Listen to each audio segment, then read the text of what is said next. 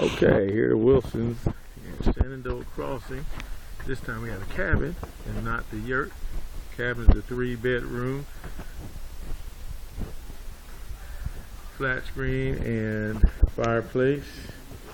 You can see down the hall here. And this is one bathroom. Lights are out. We'll turn that light on here in a little bit. They must be hiding in closets around here.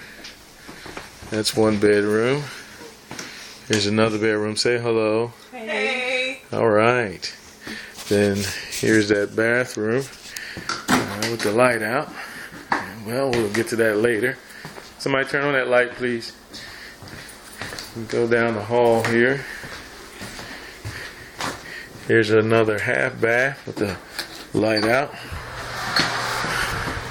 Then we go down to the master bedroom, and it has another bath area, full bath, shower, entrance to outside on the patio. There's a grill out there. So coming back around,